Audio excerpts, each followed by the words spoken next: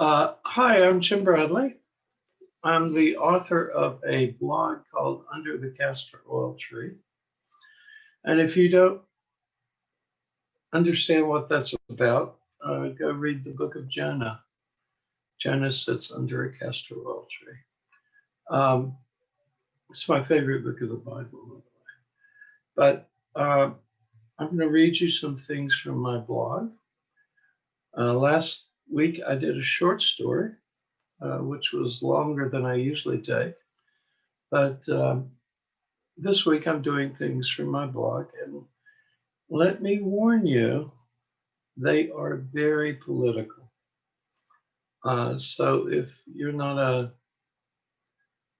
left winger, you might not want to watch them, okay? Or maybe you will, and so you can get mad at me. I don't know.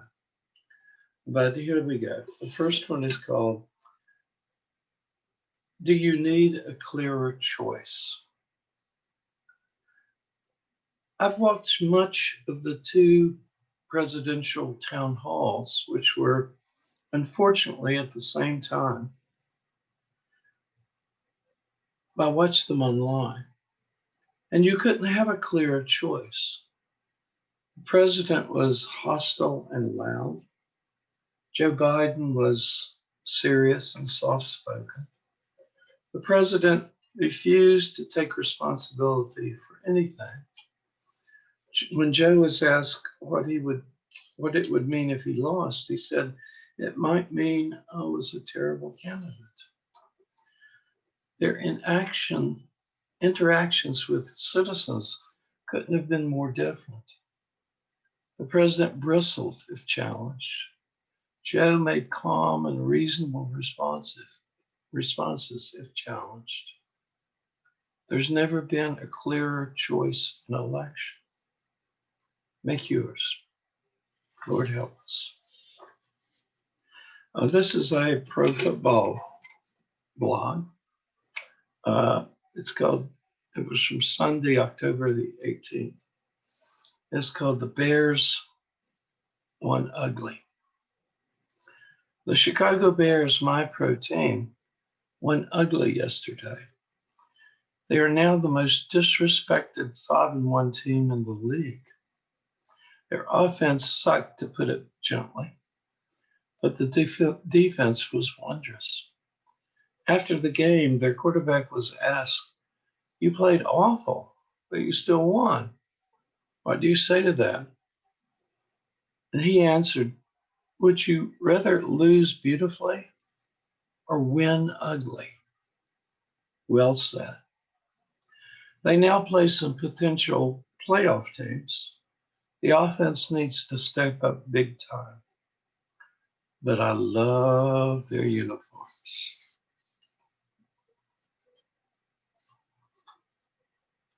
I'm having trouble turning the page. Here we go. This is called If You Haven't Already.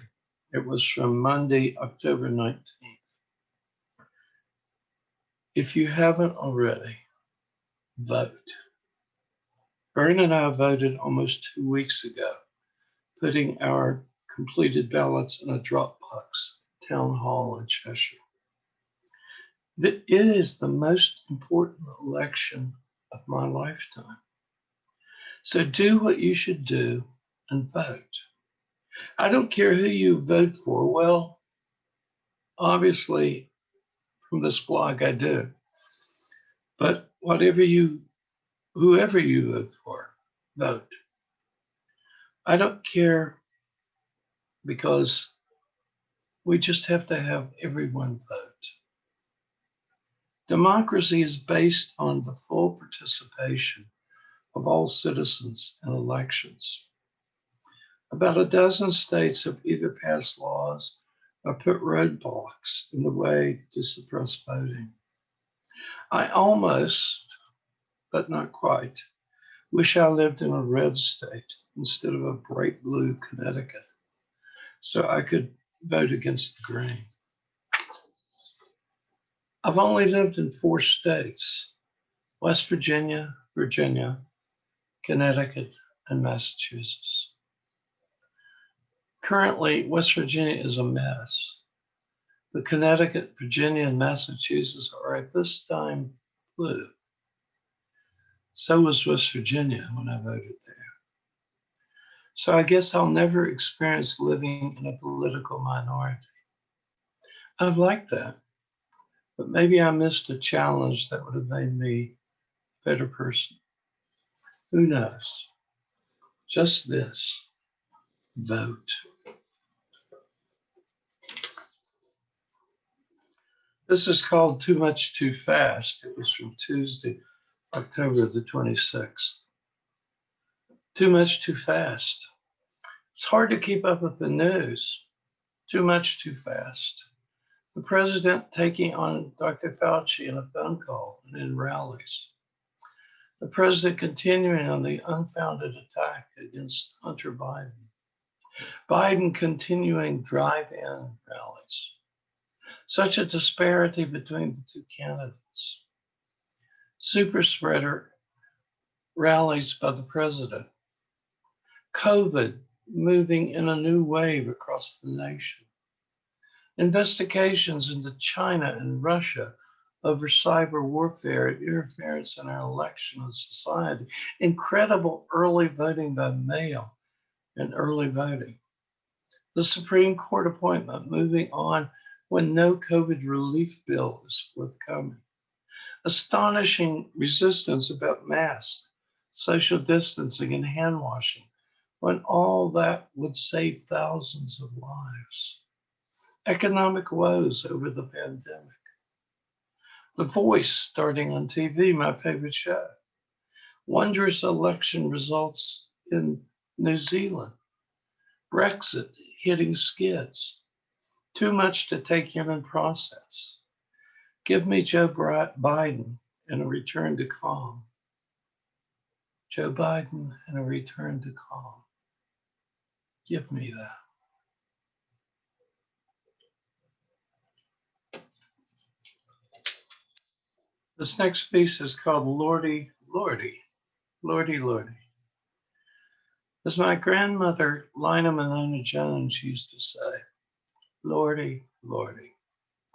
Bern has a bee in her bonnet. She's cleaned out most of our upstairs room, throwing God knows what away. Now she wants to start on my little office where I'm doing this.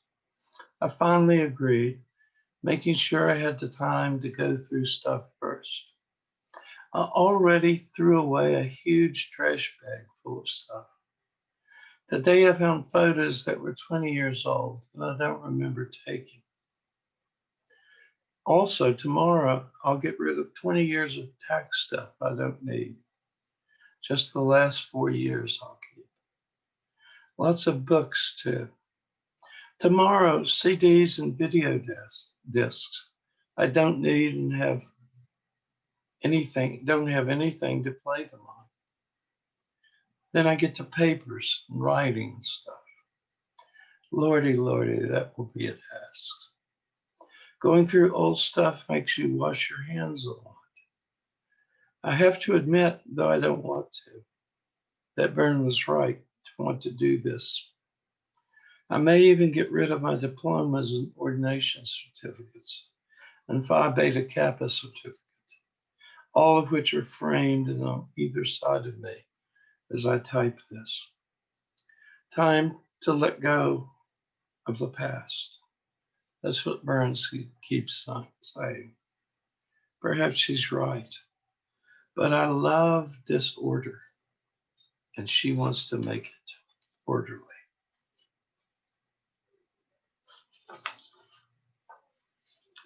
This is called Letting Go. It was from Wednesday, October 21st. Letting go. This is the greatest quote I've ever heard. It's from the Hopi elders. Letting go. There is a river flowing now, very fast. It is so great and swift that there are those who will be afraid. They will try and hold on to the shore. They will feel they're being torn apart and will suffer greatly. Know this, the river has a destination. The elders say we must let go of the shore, push out into the middle of the river, keep our eyes open and our heads above water. At this time in history, we are to take nothing seriously, least of all ourselves. The moment we do that, our spiritual growth and our journey comes to an end. The time of the lone wolf is over. Gather yourselves. Banish the word struggle from your attitude and vocabulary. All that we do now must be done in a sacred manner and in celebration. We are the ones we've been waiting for. And my final reading today is called The Debate and Borat. It's from Friday, October 23rd. Last night I watched the last presidential debate. Tonight I watched Borat 2. I liked the movie better. The debate wasn't a debacle like the first one, but the president lied and lied and lied some more.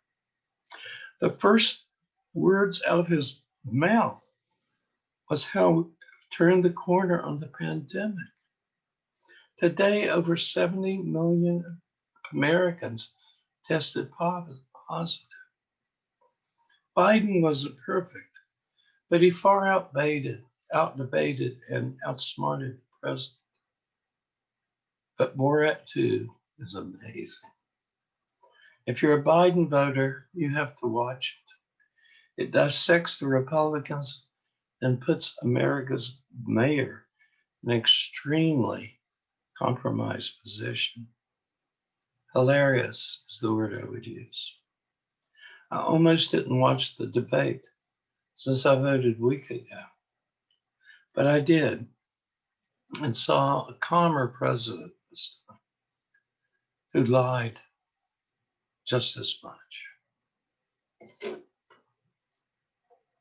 I'm Jim Bradley, the author of Under the Castor Oil Tree, and I've shared some of my blogs from this week, and I hope you read them and enjoy them, and I hope to see you again soon.